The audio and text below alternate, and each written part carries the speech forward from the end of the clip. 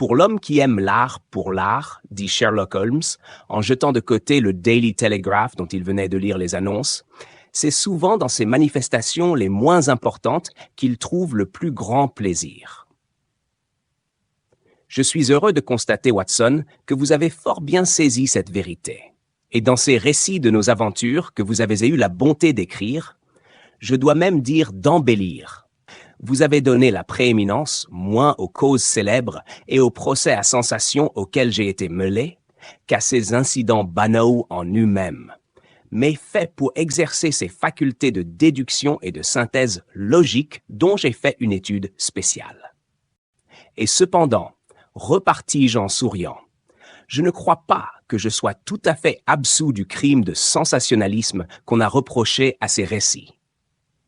Votre erreur, dit-il en prenant un charbon ardent avec les pincettes pour allumer la longue pipe de Mérisier, qui remplaçait généralement celle de terre lorsqu'il était d'humeur plutôt combative que méditative. Votre erreur a été d'avoir essayé de donner de la couleur et de la vie à chacun de ces récits, au lieu de vous borner à relater ce raisonnement serré de cause à effet qui en fait réellement le seul intérêt. Il me semble que je vous ai rendu pleine justice à ce sujet, répondis-je un peu froidement, car j'étais choqué par le sentiment de personnalité qui tenait une si large place dans le caractère singulier de mon ami. Non, ce n'est pas par égoïsme ou amour-propre, dit-il, répondant suivant son usage à mes pensées plutôt qu'à mes paroles. Si je réclame pleine justice pour mon art, c'est parce que c'est chose impersonnelle, en dehors de moi-même. Les crimes sont communs, la logique est rare. C'est donc sur la logique, plutôt que sur les crimes, que vous devez appuyer. Vous avez abaissé au rang de simple conte ce qui aurait dû être une série de conférences. C'était par une froide matinée de printemps, et nous étions assis après le déjeuner de chaque côté de la cheminée où pétillait un feu clair. Un brouillard épais enveloppait les maisons aux couleurs sombres, et les fenêtres d'en face, aperçues à travers ces jaunes vapeurs, avaient l'air de taches noires et informes. Le gaz était allumé dans la pièce. Il éclairait la nappe et faisait briller la porcelaine et l'argenterie, car le couvert n'avait pas encore été enlevé. Sherlock Holmes, silencieux toute la matinée, était resté plongé dans la lecture des annonces de toute une série de journaux. Ayant enfin renoncé à ses recherches, il s'était laissé aller à son humeur plutôt chagrine pour me sermonner sur mes erreurs littéraires. D'un autre côté, reprit-il après une pause pendant laquelle il avait vigoureusement aspiré sa longue pipe et contemplé le feu, on ne peut guère vous accuser de sensationnalisme, puisque parmi toutes ces causes dont vous avez bien voulu vous occuper, il y en a une bonne portion où il ne s'agit nullement de crime dans le sens légal du mot. La petite affaire dans laquelle j'ai tenté d'être utile au roi de Bohême, l'aventure singulière de Miss Sutherland, le problème relatif à l'homme à la lèvre retroussée et l'incident de notre aristocratique célibataire n'étaient pas du ressort de la loi. Mais pour éviter le sensationnel, je crains que vous ne soyez arrivé à côtoyer le banal. Je vous l'accorde quant à la fin. Je maintiens cependant que la manière de procéder était particulièrement originale et intéressante. Bah, mon cher ami, qu'importe au public, ce public qui ne sait rien observer, qui ne pourrait reconnaître un tisserand à ses dents, ni un compositeur à son pouce gauche. Qu'importe au public les délicates nuances de l'analyse et de la déduction. Mais en fait, si vous êtes banal, je ne puis vous en blâmer, car le temps des grandes affaires est passé. L'homme, ou au moins l'homme criminel, a perdu toute hardiesse et toute originalité. Quant à mon métier, il semble dégénérer en une agence pour retrouver les crayons perdus et donner des conseils aux jeunes filles qui sortent de pension. Me voici, je crois, arrivé au dernier degré. Cette lettre reçue ce matin semble être la limite extrême de l'avilissement. Lisez plutôt. Il me jeta une lettre chiffonnée. Elle venait de Montague Place et était datée de la veille. Voici ce qu'elle contenait. « Cher Monsieur Holmes, je suis très désireuse de vous consulter au sujet d'une situation de gouvernante qui m'est offerte. J'irai vous voir à 10h30 demain, si cela ne vous dérange pas. Sincèrement à vous, Violette Hunter. » Connaissez-vous cette jeune personne? Demandai-je. Absolument pas. Il est 10h30. Oui, et sûrement c'est elle qui vient de sonner. Ce sera peut-être plus intéressant que vous ne pensez. Rappelez-vous l'affaire de l'escarboucle bleu, qui, de ce simple bluette, vous a conduit à une sérieuse investigation. Il en sera peut-être de même cette fois-ci. Espérons-le, mais nos doutes seront bientôt dissipés, car voici, je crois, la personne en question. En effet, la porte s'ouvrait à ce moment, donnant passage à une jeune fille. Elle était simplement, mais convenablement habillée. Son visage gai, animé, était couvert de taches de rousseur comme un nu de pluvier, et ses allures dégagées révélaient une femme habituée à se tirer d'affaire toute seule. « J'espère que vous m'excuserez de vous déranger, » dit-elle à mon ami qui s'était levé pour la recevoir. « Mais il m'arrive une étrange aventure, et n'ayant ni parents ni amis à consulter, j'ai pensé que vous seriez peut-être assez bon pour me donner un conseil. Asseyez-vous, je vous prie, Miss Hunter. Je serais trop heureux de vous être utile. » Je voyais que Holmes était favorablement impressionné par les manières et le langage de sa nouvelle cliente. Il la regarda de son œil investigateur, puis s'assit pour l'écouter, les paupières baissées, les doigts joints. « J'ai été gouvernante pendant 5 ans, dit-elle, dans la famille du colonel Spence Munro, mais il y a 2 mois, le colonel fut envoyé à Halifax, dans la Nouvelle-Écosse. Et comme il a mené ses enfants avec lui en Amérique, je me trouvais sans situation. Je mis des annonces dans les journaux, je répondis à celles qui pouvaient me convenir, mais sans succès aucun, si bien que mes faibles ressources commençant à s'épuiser, je ne savais réellement plus que devenir. Il y a dans le West End une agence du nom de Westaway, qui a la spécialité de placer des gouvernantes. J'y allais chaque semaine dans l'espoir d'y trouver une situation. Westaway est le nom du fondateur de l'établissement, mais la directrice est une Miss Stopper. Elle se tient dans son petit bureau. Les dames qui cherchent un emploi attendent dans une antichambre et sont reçues par elle séparément. La demoiselle consulte ses registres en présence de chaque cliente pour voir si elle a une situation pouvant lui convenir. Lorsque j'allais à cette agence la semaine dernière, j'entrai à mon tour comme de coutume et fus surprise de voir que Miss Stopper n'était pas seule. Un homme prodigieusement gros, avec un visage très avenant et un gros menton qui s'allongeait en plis jusque sur son cou, était assis à côté d'elle, une paire de lunettes sur le nez, regardant très attentivement les dames qui entraient. À mon arrivée, il sauta sur sa chaise et s'adressant à Miss Stopper. « Voilà l'affaire, dit-il. Je ne pourrais rien demander de mieux. Parfait! Parfait! » Il paraissait tout à fait enthousiaste et se frottait les mains d'un air enchanté. Il paraissait si heureux que c'était plaisir de le regarder. « Vous cherchez une situation, mademoiselle ?» me demanda-t-il. « Oui, monsieur. »« Comme gouvernante ?»« Oui, monsieur. Et quels appointements demandez-vous ?»« Chez le colonel Spence Munro, d'où je sors, j'avais 100 francs par mois. »« Oh, tut! C'est de l'exploitation ?» s'écria-t-il en levant les mains comme un homme indigné. « Comment peut-on offrir une somme aussi piteuse à une dame si charmante et si accomplie? »« Mon savoir, monsieur, est peut-être moindre que vous ne l'imaginez, dis-je. Un peu de français, un peu d'allemand, la musique, le dessin. »« Tut! S'écria-t-il. « Là n'est pas du tout la question. Il s'agit de savoir si, par vos manières, vous êtes vraiment une dame. Voilà tout. Sinon, vous ne pouvez vous occuper de l'éducation d'un enfant qui pourra quelque jour jouer un rôle considérable dans l'histoire de son pays. Si oui, comment un gentleman a-t-il pu vous faire accepter une somme aussi dérisoire? Vos appointements chez moi, madame, seront, pour commencer, de 2500 francs par an. Vous pensez bien, monsieur Holmes, que dans la situation où je me trouvais, une telle offre me parut invraisemblable. Le monsieur, ayant peut-être remarqué mon air d'incrédulité, ouvrit un portefeuille et en tira un billet de banque. « C'est aussi mon habitude, » dit-il en souriant de l'air le plus aimable, si bien que ses yeux disparaissaient au milieu des plis de sa grosse figure. C'est mon habitude d'avancer aux gouvernantes la moitié de leurs appointements pour parer aux petites dépenses de voyage et de trousseau. Je n'avais jamais rencontré un homme aussi aimable et aussi prévoyant. Comme je devais déjà de l'argent à mes fournisseurs, cette somme était providentielle.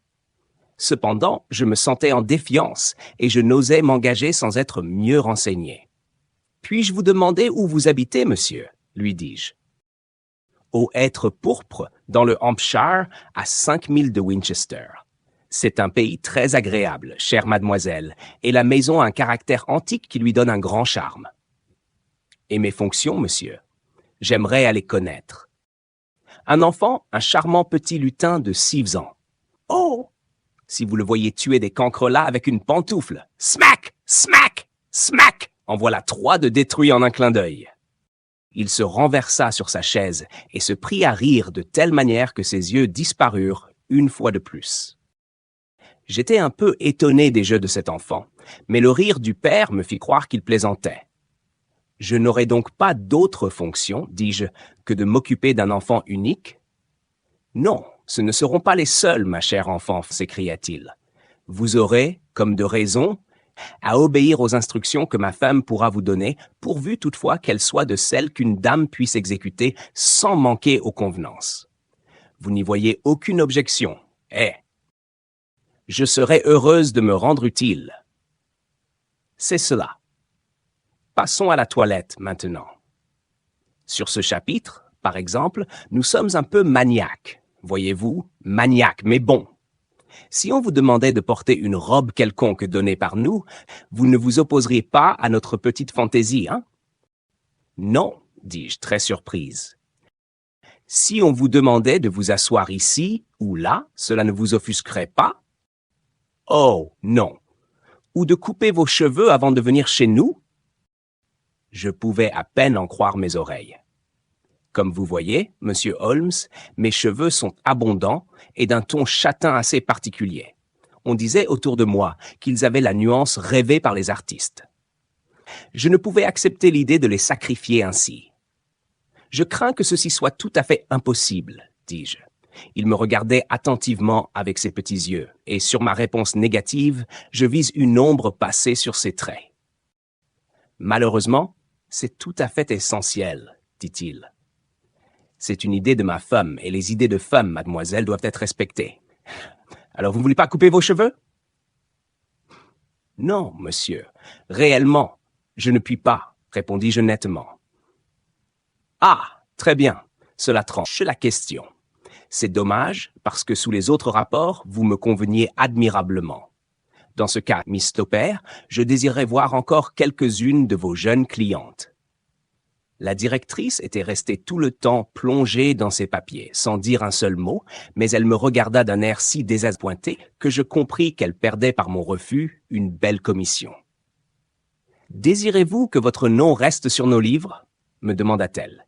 « S'il vous plaît, Miss Stopper. »« Au fond, cela me semble assez inutile, puisque vous refusez de la sorte les offres les plus avantageuses, dit-elle aigrement. Vous ne pouvez guère vous attendre à ce que nous fassions de nouveaux efforts pour vous retrouver une occasion comme celle-ci. Au revoir, Miss Hunter. » Elle frappa sur un timbre et le groom me reconduisit à la porte. Je dois vous avouer, Monsieur Holmes, qu'en rentrant chez moi, où je trouvais mes armoires vides et 2 ou 3 factures sur la table, je commençais à regretter ma décision. Après tout, si ces gens avaient des idées étranges et demandaient mon acquiescement à des choses extraordinaires, ils m'en indemnisaient largement. Bien peu de gouvernantes en Angleterre gagnent 2500 francs par an. D'ailleurs, à quoi me servaient mes cheveux? Il y a des femmes à qui les cheveux courts vont bien. J'étais peut-être du nombre. Le lendemain, je commençais à trouver que j'avais fait une bêtise et le jour d'après, j'en étais persuadé. J'allais me décider à mettre ma fierté de côté et à retourner à l'agence pour voir si la situation était encore vacante, lorsque je reçus cette lettre du monsieur lui-même. Je vais vous la lire. Les Hêtres pourpres, près de Winchester. Chère mademoiselle Hunter, Miss Stopper a bien voulu me donner votre adresse, et je viens vous demander si vous n'êtes pas revenu sur votre décision. Ma femme désire vivement que vous veniez chez nous, car elle a été très favorablement impressionnée par la description que je lui ai faite de vous. Nous sommes disposés à vous donner 750 francs par trimestre, c'est-à-dire 3000 francs par an, pour vous dédommager des ennuis que pourraient vous causer nos fantaisies. Elles ne sont pas bien terribles, après tout.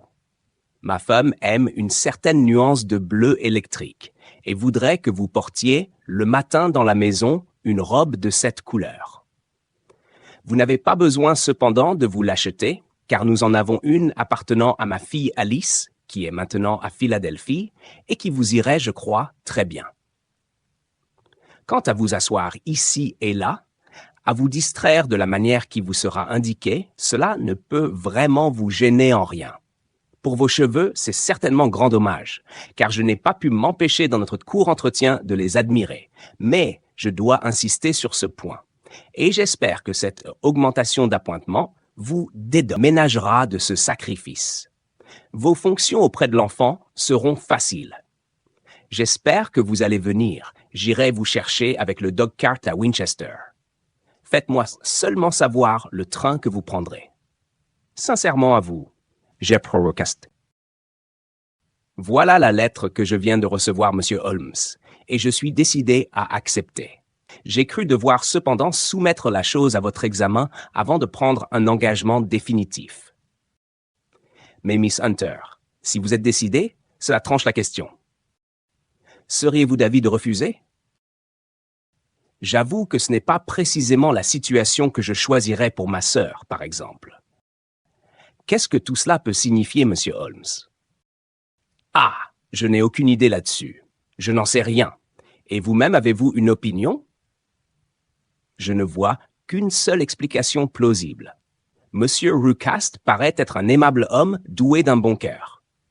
Mais sa femme est peut-être folle, et alors il cherche à se plier à toutes ses fantaisies pour empêcher les crises et pour éviter qu'on ne l'enferme dans un asile. C'est possible, et je dirais même probable. Mais de toute façon, cela ne présage pas un intérieur très agréable pour une jeune fille. Et les appointements, Monsieur Holmes? Eh bien, oui, c'est tentant, je l'avoue. Trop tentant même. C'est là ce qui m'inquiète.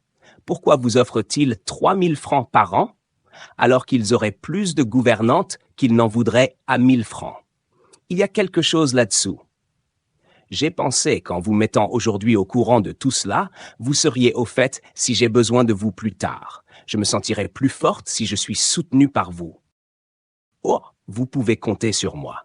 Il y a bien des mois que je n'ai rencontré un problème aussi intéressant. Tous ces détails sont étranges. En cas de doute ou de danger? Danger? Quel danger voyez-vous? Holmes secoua la tête gravement. Ce ne serait plus un danger si nous pouvions le définir. Mais à quelque heure du jour ou de la nuit qu'un télégramme de vous me parvienne, je me porte à votre secours. Cela me suffit. Elle se leva vivement. Toute trace d'anxiété avait disparu de sa figure. Je vais m'en aller dans le Hampshire sans aucune inquiétude. J'écris sur l'heure à M. Rucastel. Je sacrifie mes pauvres cheveux ce soir et je pars pour Winchester demain. Après avoir adressé encore quelques remerciements à Holmes, elle nous dit adieu et sortit d'un pas léger. Au moins, dis-je en l'entendant descendre l'escalier, me paraît-elle très capable de se conduire toute seule. Et tant mieux pour elle, dit Holmes songeur. Je serais fort étonné si nous n'entendions pas parler d'elle sous peu. La prophétie de mon ami ne fut pas longue à se réaliser. Une quinzaine de jours s'étaient écoulés, et pendant ce temps, je m'étais surpris plus d'une fois à penser à cette femme et aux difficultés contre lesquelles elle avait peut-être à lutter seule. Les appointements extraordinaires qu'on lui donnait, les conditions si bizarres qu'on lui avait faites, tout dénotait des circonstances anormales. Mais il m'était impossible de démêler s'il y avait là manie ou complot, et si l'homme est un philanthrope ou un scélérat. Quant à Holmes, il demeurait silencieux des heures entières, les sourcils froncés, l'air absorbé, refusant de me répondre si j'avais le malheur d'aborder le sujet qui m'intéressait. « Des renseignements. Je demande des renseignements, » s'écriait-il avec impatience. « Je ne puis bâtir sans fondement. » Et il terminait toujours en affirmant il n'aurait jamais permis à une sœur d'accepter pareille situation. Le télégramme que nous attendions nous parvint dans la soirée au moment où j'allais me coucher, et où Holmes se préparait à travailler toute la nuit pour résoudre un problème scientifique. Il était coutumier du fait. Je le laissais souvent le soir penché sur une cornue, une éprouvette à la main, et je le retrouvais dans la même position le lendemain matin en venant déjeuner. Il déchira l'enveloppe jaune, parcourut le message et me le jeta. « Regardez donc les heures de train dans l'indicateur, dit-il, et il reprit son expérience de chimie. L'appel était bref et urgent. « Veuillez vous trouver à l'hôtel du Cygne Noir, à Winchester, demain à midi. Je vous supplie de venir. Je perds la tête. Hunter. »« Voulez-vous venir avec moi ?» me demanda Holmes. « Je ne demande pas mieux. » Alors, consultez l'indicateur. Il y a un train à 9h30 qui arrive à Winchester à 11h30. Cela fera juste notre affaire. Mieux vaut remettre à plus tard mon analyse de l'acétone, car nous aurons besoin d'être frais et dispose demain matin. À 11h, le lendemain, nous approchions de la vieille cité anglaise. Holmes avait commencé par s'absorber dans la lecture des journaux du matin, mais quand nous fûmes entrés dans le Hampshire, il les jeta et se mit à admirer le paysage.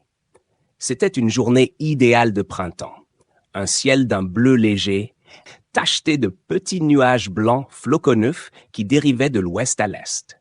Le soleil brillait gaiement, mais il y avait dans l'air une pointe de fraîcheur qui pinçait et énervait.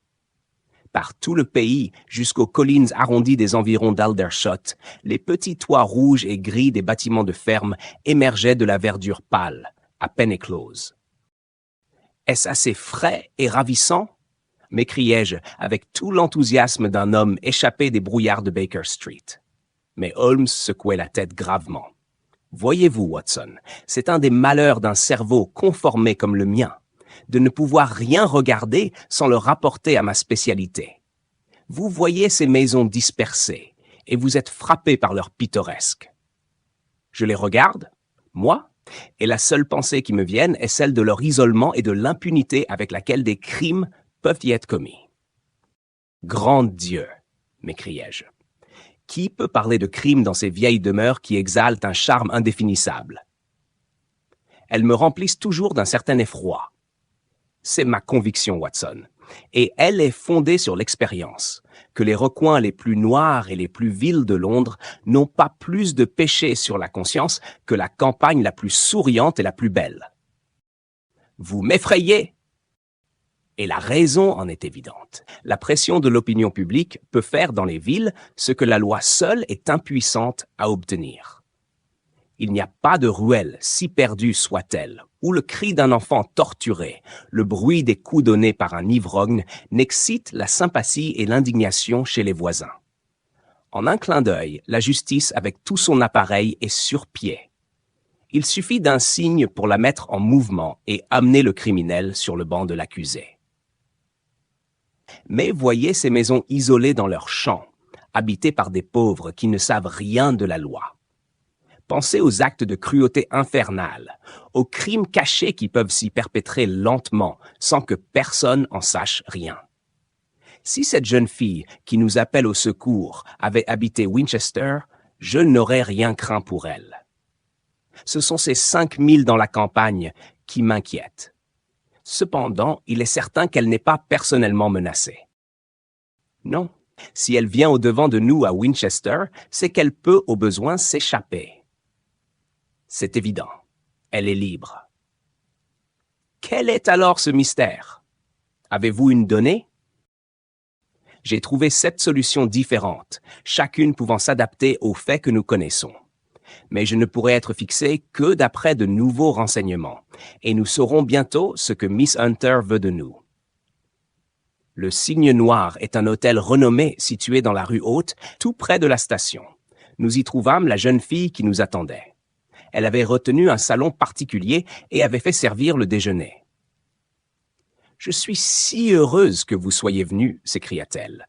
Si aimable à vous. Je ne sais en vérité quel parti prendre. Vos conseils vont m'être précieux. Dites-nous d'abord ce qui vous est arrivé. » C'est par là que je commence, et il faut que je sois brève, car j'ai promis à Monsieur Rucastel d'être rentré avant 3 heures. Il m'a permis de venir en ville ce matin, mais il ne se doute guère de ce qui m'y amène. Procédons par ordre, et commencez votre récit. Holmes étendit ses longues jambes devant le feu et s'installa commodément pour écouter. Je dois avouer tout d'abord que je n'ai pas été maltraité par Monsieur et Madame Rucast. C'est une justice à leur rendre. Mais je ne puis les comprendre, et leur attitude m'inquiète. Qu'est-ce que vous ne pouvez pas comprendre? Les raisons de leur manière d'être. Voici les faits tels qu'ils se sont passés.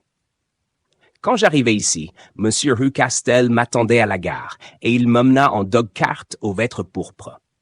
C'est, comme il me l'avait dit, une maison très bien située, mais sans aucun style. Figurez-vous une grande bâtisse carrée, blanchie à la chaux, tachetée de loin en loin de grandes plaques verdâtres dues à l'humidité. Aux alentours, sur 3 côtés, des bois, et sur le 4e, une prairie qui descend vers la grande route de Southampton, route qui se trouve à 100 mètres environ de la porte d'entrée. La prairie est la propriété de M. Rucastel, mais tout le reste fait partie du domaine de Lord Southerton. Un bouquet de hêtres pourpres, juste en face de la porte, a donné son nom à cet endroit. M. Rucastel, qui s'était montré fort aimable, me présenta en arrivant à sa femme et à son enfant. Nous nous étions trompés, M. Holmes, en pensant que Mme Rucastel pouvait être folle. C'est une femme pâle, silencieuse, beaucoup plus jeune que son mari, car elle n'a pas plus de 30 ans, et lui ne peut guère en avoir moins de 45. J'ai cru comprendre qu'ils étaient mariés depuis environ 7 ans, que M. Rucastel l'avait épousée étant veuf et que le seul enfant qu'il ait eu de sa première femme est cette fille qui est allée à Philadelphie. M. Rucastel me confia en secret que la raison du départ de sa fille était l'aversion exagérée qu'elle avait pour sa belle-mère, dont la jeunesse rendait évidemment difficile la situation de Mademoiselle Rucastel dans la maison de son père. Madame Rucastel me parut incolorée au moral aussi bien qu'au physique. Elle ne me fit aucune impression, ni bonne ni mauvaise. C'est un être sans caractère. On voit qu'elle est passionnément attachée à son mari et à son petit garçon. Ses yeux gris clairs vont constamment de l'un à l'autre pour voir ce dont ils peuvent avoir besoin et le prévoir si possible. Lui, quoique brusque et bruyant, est bon pour elle à sa manière. En somme, ils paraissent faire bon ménage. Et cependant, cette femme a un chagrin secret. Elle semble parfois absorbée, et son visage exprime la souffrance. Plus d'une fois, je l'ai surprise en larmes. J'ai cru quelquefois que c'étaient les dispositions de son fils qui l'attristaient, car je n'ai jamais vu de créature plus gâtée, ni douée de plus mauvais instincts. Cet enfant est petit pour son âge, mais il a une tête énorme et tout à fait disproportionnée. Sa vie se passe en alternative d'accès de rage et de bouderie sombre. Il n'a qu'un plaisir, celui de tourmenter les êtres plus faibles que lui, et il a un talent remarquable pour attraper les souris, les oiseaux et les insectes. Mais j'aime mieux, M. Holmes, ne pas parler de ce qui n'est du reste que peu mêlé à mon histoire. Il me faut tous les détails, qu'ils vous paraissent utiles ou non. Je vais tâcher de ne rien omettre d'important. Un des désagréments de cette maison, et le premier qui me frappa, est la mauvaise façon qu'ont les domestiques. Il n'y en a que 2, un ménage. Tolère, c'est le nom de l'homme, est un individu mal élevé, grossier, avec les cheveux et les favoris grisonnants. Il sent toujours la boisson. 2 fois depuis que je suis là, je l'ai vu tout à fait ivre, et M. Rucastel n'a pas eu l'air de s'en apercevoir. Sa femme est très grande et très forte avec un visage rébarbatif. Elle est aussi silencieuse que Mme Rucastel, mais beaucoup moins aimable. C'est un couple des plus déplaisants qui me gêne peu du reste, car je passe presque tout mon temps dans la nursery et dans ma chambre, 2 pièces mitoyennes, qui sont situées dans un des angles de l'habitation. Les 2 premiers jours qui suivirent mon arrivée au Hêtre pourpre, ma vie fut très calme. Le 3e jour, Madame Rucastle descendit après le déjeuner et glissa quelques mots à l'oreille de son mari. « Oh, oui, dit-il, se tournant vers moi, nous vous sommes très reconnaissants, Miss Hunter, d'avoir sacrifié vos cheveux à notre fantaisie. Je vous assure que cela sied fort bien. Nous allons voir maintenant comment vous va la robe bleue électrique. Vous la trouverez sur votre lit, et si vous voulez avoir la bonté de l'essayer, nous en serons très heureux. » Le costume que je trouvais préparé pour moi dans ma chambre était d'un bleu tout particulier. L'étoffe, une sorte de serge, était de belle qualité, mais avait certainement servi. L'ensemble m'habillait à merveille et semblait fait sur mesure. Monsieur et Madame Rucastle en témoignèrent leur joie d'une manière tout à fait exagérée. Ils m'attendaient dans le salon, une très grande pièce donnant sur la façade, avec 3 porte-fenêtres. Une chaise avait été placée auprès de la fenêtre du milieu, le dossier tourné vers l'extérieur. On me demanda de m'y asseoir, et M. Rucastle, se promenant de long en large de l'autre côté de la pièce, se mit à me raconter les histoires les plus invraisemblables. Vous ne pouvez vous imaginer combien il était drôle et amusant, et je fus prise d'un fou rire. Madame Rucastle, qui ne comprend évidemment pas la plaisanterie, ne se dérida pas un instant, mais resta assise, les mains allongées sur les genoux et l'air anxieux. Au bout d'1 heure environ, M. Rucastle fit tout à coup remarquer qu'il était temps de se mettre au travail et que je pouvais me déshabiller pour aller rejoindre le petit Édouard dans la nursery. 2 jours après, la même cérémonie recommença, exactement dans les mêmes conditions. Je m'habillai de nouveau. Je m'assis près de la fenêtre et je ris autant que la première fois des amusantes histoires tirées de l'inépuisable répertoire de mon hôte qui excellait à les raconter. Ensuite, il me donna un roman à couverture jaune et tournant un peu ma chaise pour que mon ombre ne tombât pas sur la page, il me demanda de le lui lire à haute voix. Je lus pendant environ 10 minutes, une page prise au hasard. Puis, M. Rucastle m'interrompit au beau milieu d'une phrase et m'enjoignit d'aller changer de costume. Vous pouvez facilement vous imaginer, Monsieur Holmes, combien cette extraordinaire cérémonie excita ma curiosité. Ils avaient toujours soin, je remarquai, de me faire tourner le dos à la fenêtre, de sorte que je fus bientôt consumé du désir de voir ce qui se passait derrière moi. À première vue, cela paraissait impossible. Mais je trouvai bientôt un moyen. Ma glace à main s'était cassée, ce qui me donna l'heureuse idée d'en dissimuler un morceau dans mon mouchoir. La fois suivante, au milieu de mes rires, je portai mon mouchoir à mes yeux et pus ainsi voir ce qu'il y avait derrière moi. J'avoue que je fus désappointé. Il n'y avait rien, absolument rien. Du moins, ce fut ma première impression. Mais en regardant de nouveau, j'aperçus sur la route de Southampton, route très fréquentée, un petit homme habillé de gris, portant toute la barbe et qui, appuyé contre la barrière, semblait regarder fixement de mon côté. Je baissai mon mouchoir et mes yeux rencontrèrent ceux de Madame Rucastle.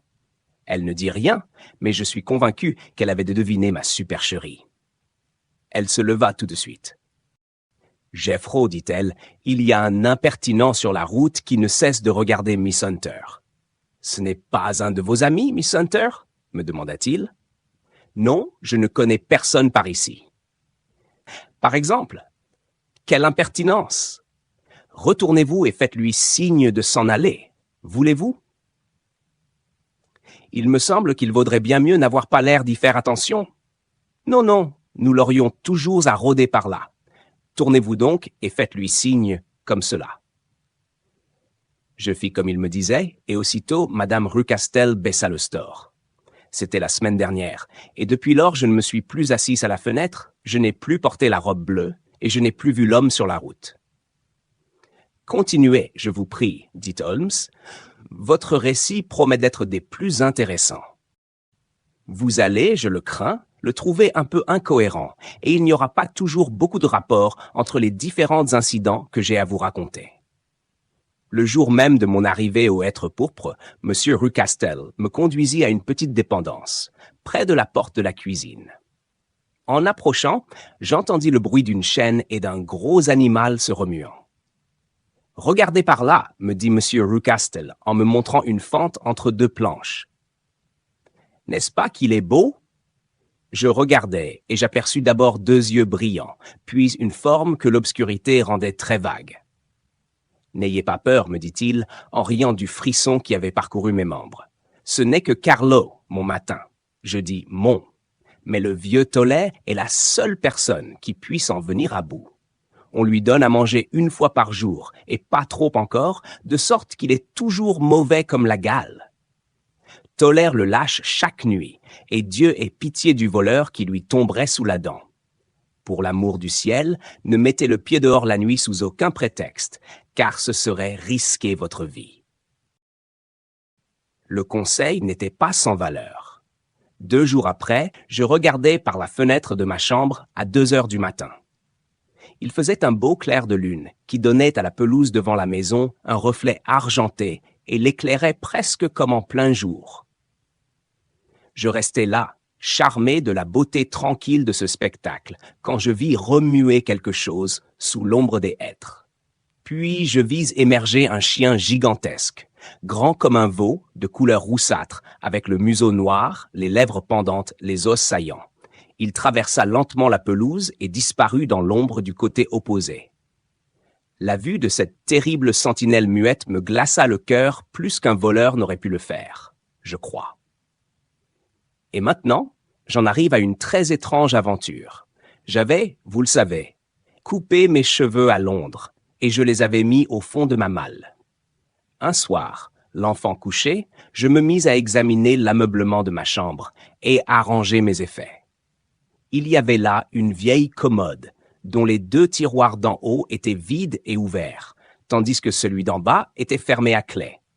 J'avais rempli les 2 premiers de linge, et comme j'avais encore beaucoup de choses à ranger, j'étais ennuyé de ne pouvoir utiliser le 3e.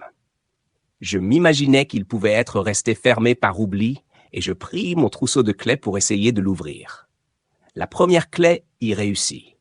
Il n'y avait qu'une chose dedans, et je parie que vous ne devinerez jamais ce que c'était. Mes propres cheveux.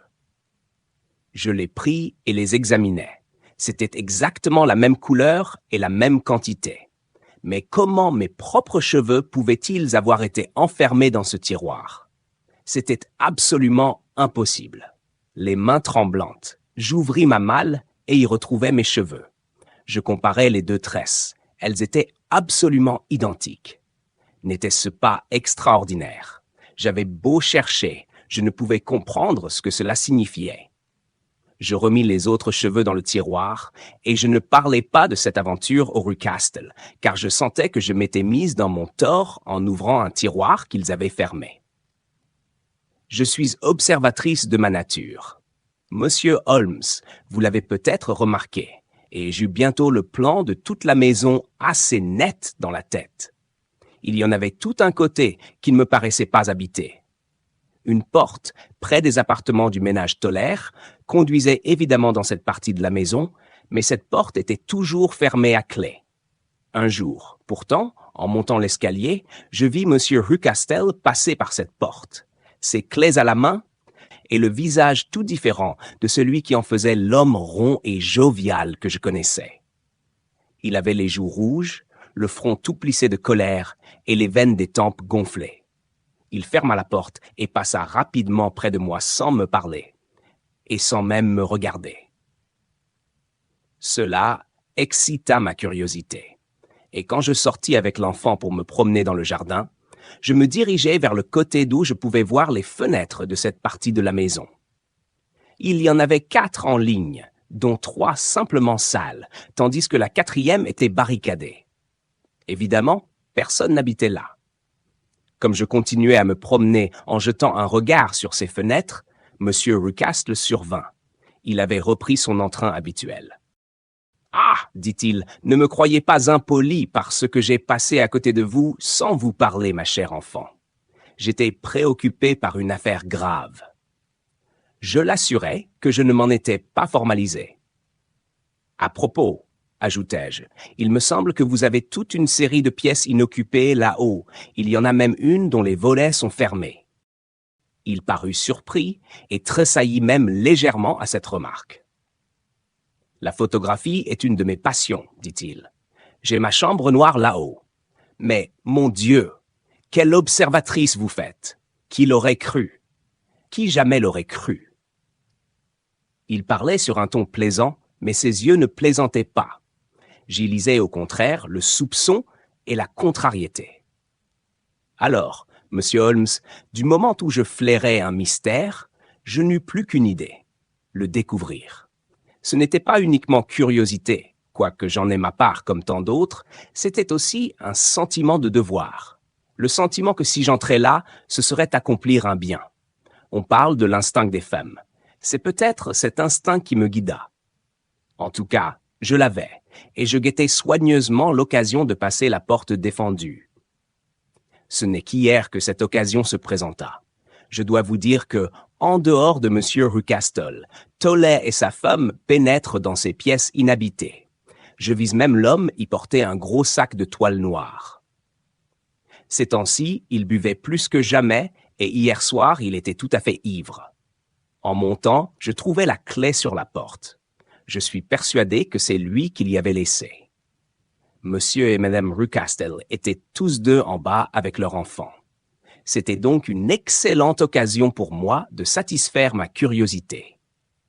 Je tournai doucement la clé dans la serrure, j'ouvris la porte et je me glissai dans les parages interdits.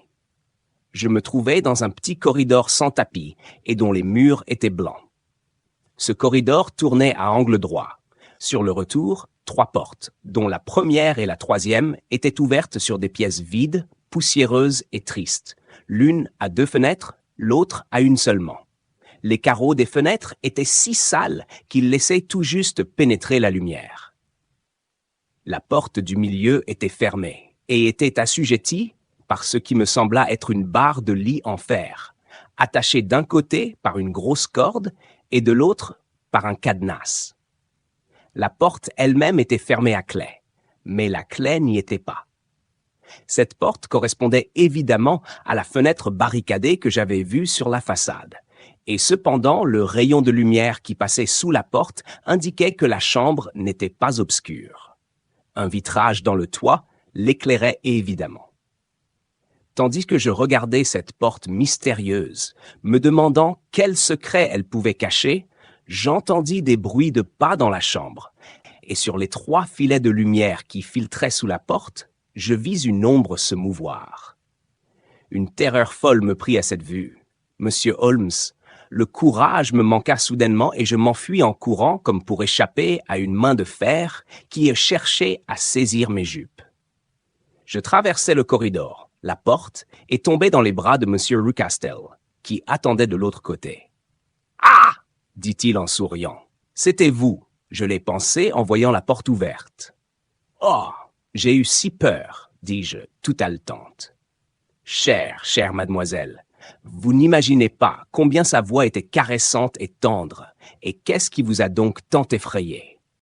Mais sa voix était trop cajoleuse, il exagérait, cela me mit immédiatement sur mes gardes. J'ai eu la curiosité d'entrer dans l'aile inhabitée, lui répondis-je, mais tout y est si sombre, si solitaire, que la peur m'a prise et que je me suis sauvé en courant. Oh, quel silence dans ce coin! C'est tout? Dit-il en me regardant fixe. Mais que voulez-vous de plus? Pourquoi pensez-vous que cette porte soit fermée à clé? Je ne sais pas du tout. C'est pour empêcher les gens qui n'ont rien à y faire d'y entrer. Comprenez-vous? Il souriait toujours de la manière la plus aimable. Certainement, si j'avais su.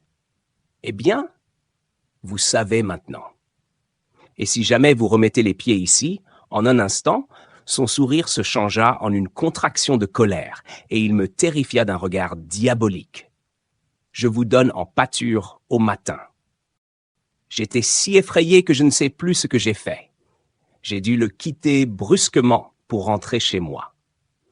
Je ne me rappelle plus rien jusqu'au moment où je me suis retrouvée toute tremblante sur mon lit. Alors j'ai pensé à vous, Monsieur Holmes. Je ne pouvais plus vivre là sans prendre conseil de quelqu'un. J'avais peur de la maison, de l'homme, de la femme, des domestiques, de l'enfant même. Ils me faisaient tous horreur. Il me semblait que votre présence sauverait tout. Évidemment, j'aurais pu m'enfuir de la maison, mais ma curiosité était presque aussi forte que ma crainte. Je résolus de vous télégraphier.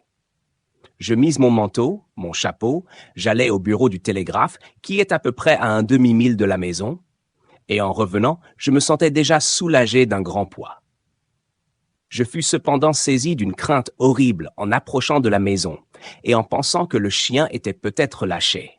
Mais je me rappelais que Tollet était ivre-mort ce soir-là, qu'il n'avait pas dû songer à le mettre en liberté, et que personne en dehors de lui n'avait pu le faire, tant la bête était féroce.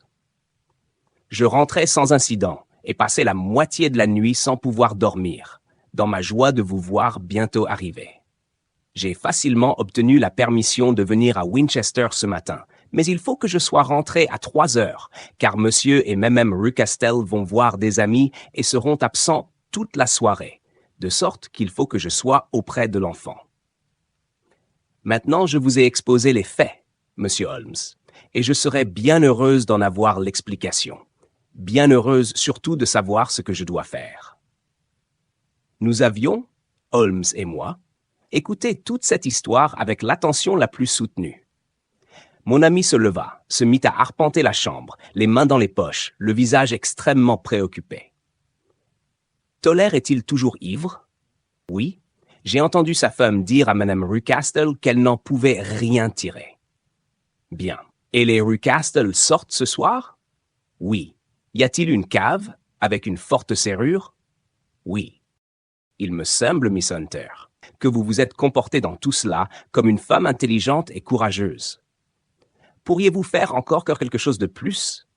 Je ne vous en parlerai pas si je ne vous considérais comme une femme exceptionnelle. J'essayerai. Qu'est-ce que c'est? Nous arriverons au Hêtre pourpre, mon ami et moi, à 7 heures. Les Rucastel seront déjà partis, et Toller sera, j'espère, toujours hors de combat. Il ne reste plus que sa femme pour donner l'alarme. Si vous pouvez l'envoyer chercher quelque chose à la cave et la mettre sous clé, cela facilitera énormément notre besogne. Je le ferai. Nous nous livrerons alors à un examen complet. Il n'y a qu'une explication possible. Vous avez été amené là pour jouer le rôle de quelqu'un et le véritable personnage est enfermé dans la chambre mystérieuse. C'est évident. Quant à la prisonnière, je ne doute pas que ce ne soit la fille de Monsieur Rucastel, Alice Rucast, si j'ai bonne mémoire, qu'on disait être allée en Amérique. Vous avez été choisi sans aucun doute parce que vous lui ressemblez de taille, de tournure et de cheveux. Les siens avaient été coupés, probablement à la suite d'une maladie, et naturellement les vôtres devenaient sacrifiés aussi. Par un curieux hasard, vous avez trouvé la tresse coupée. L'homme de la route est sûrement un de ses amis, probablement son fiancé, qui est trompé par la ressemblance, et aussi par cette robe de la jeune fille dont on vous a revêtu. Il est persuadé par votre gaieté et votre attitude que Miss Rucastel est parfaitement heureuse et qu'elle ne désire plus qu'il lui fasse la cour. Le chien est lâché chaque nuit pour l'empêcher de communiquer avec elle. Tout cela est assez clair. Le point le plus sérieux de l'affaire est la nature de l'enfant. Quel rapport cela peut-il avoir? M'écriai-je. Mon cher Watson, vous êtes médecin et vous avez appris à découvrir les dispositions d'un enfant en étudiant ses parents. Ne voyez-vous pas que la réciproque est vraie? J'ai souvent eu un premier indice sur le caractère d'un père en étudiant ses enfants. La nature de celui qui nous occupe est cruelle à un point anormal. Il torture par pur amour de la cruauté, et soit qu'il tienne ce vice de son père, toujours souriant, ou de sa mère, c'est un triste présage pour la pauvre fille qui est entre leurs mains. « Je suis sûr que vous avez raison, monsieur Holmes, » s'écria notre cliente. « Il me revient 1000 détails qui me prouvent que vous êtes tombé juste. Or, il n'y a pas un instant à perdre pour secourir cette pauvre créature. Il faut de la circonspection, car nous avons affaire à un homme rusé. Nous ne pouvons rien entreprendre avant 7 heures. À ce moment-là, nous serons auprès de vous et le mystère sera vite éclairci. Fidèles à notre parole, il était 7 heures tapant quand nous arrivâmes au Hêtre pourpre, après avoir laissé notre voiture sur la route dans une auberge. Le groupe d'arbres, au feuillage sombre, brillant comme du métal poli à la lumière du soleil couchant, nous aurait suffisamment désigné la maison si Miss Hunter elle-même ne nous est attendue souriante sur le pas de la porte. « Avez-vous réussi ?» demanda Holmes. Au même moment, nous entendîmes un bruit sourd venant du sous-sol. « C'est même Toller dans la cave, dit-elle. Son mari ronfle sur le paillasson de la cuisine. Voilà ses clés. Ce sont les mêmes que celles de M. Rucastle. »« Vous avez admirablement réussi, » s'écria Holmes avec enthousiasme. « Maintenant, montrez-nous le chemin, et nous connaîtrons bientôt cette sombre histoire. » Nous montâmes l'escalier, nous ouvrîmes la porte, nous longeâmes le corridor et nous nous trouvâmes en face de la barricade décrite par Miss Hunter. Holmes coupa la corde et enleva la barre transversale. Il essaya plusieurs clés dans la serrure, mais sans succès. Nul bruit ne venait de l'intérieur, et à ce silence, la face de Holmes s'assombrit. « J'espère que nous n'arrivons pas trop tard, dit-il. Je crois, Miss Hunter, qu'il vaut mieux que nous entrions seuls. Allons, Watson, mettez-y l'épaule et essayons d'enfoncer la porte. » C'était une vieille porte qui céda tout de suite à nos efforts.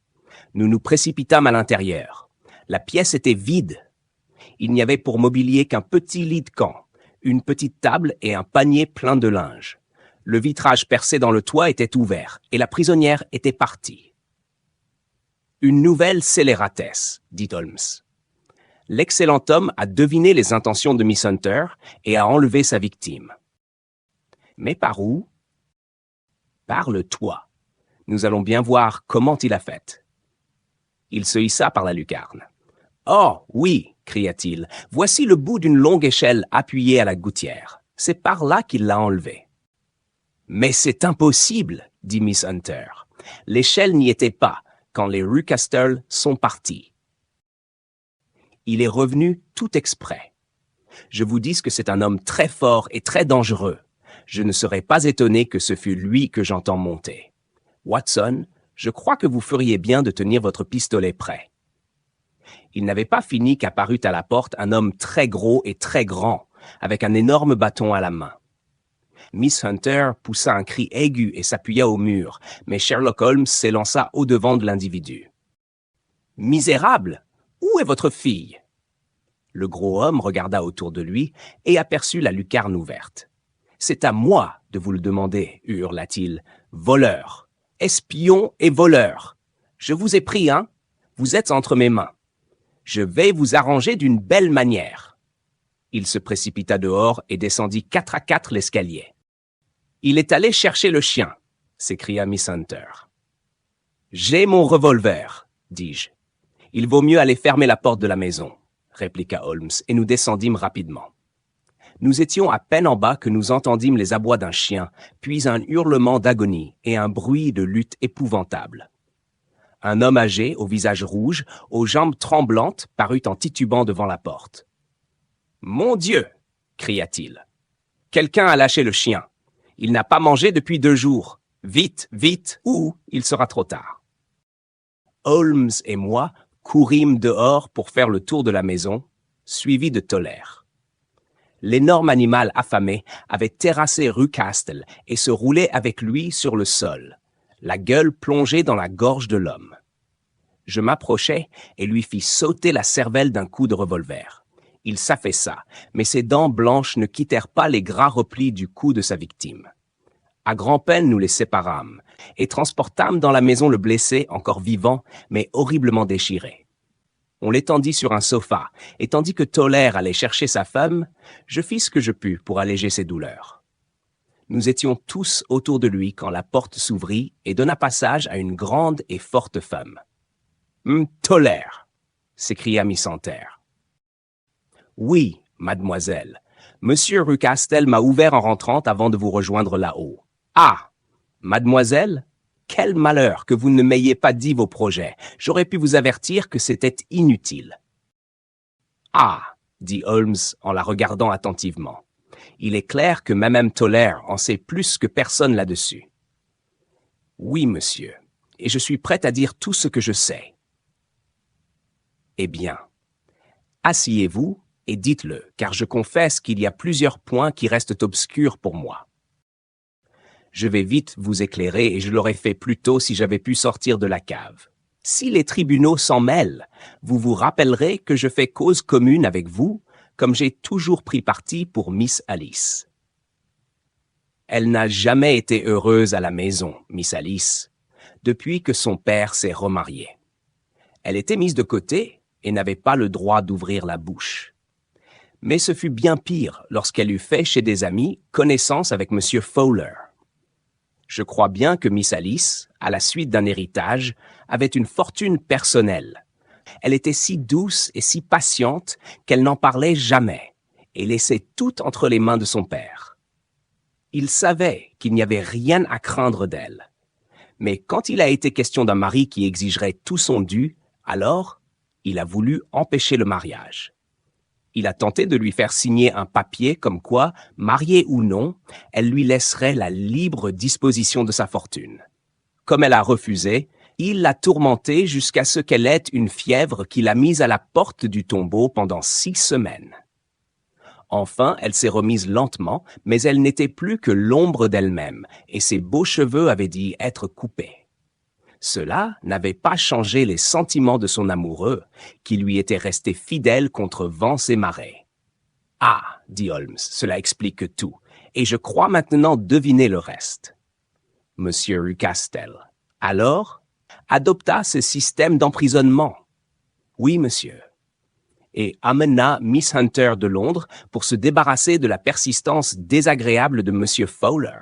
« Précisément, monsieur. » Mais M. Fowler, ayant de la persévérance comme il convient à un bon marin, fit le siège de la maison et, vous ayant rencontré, réussit par certains arguments, métalliques ou autres, à vous persuader que vos intérêts étaient les mêmes que les siens.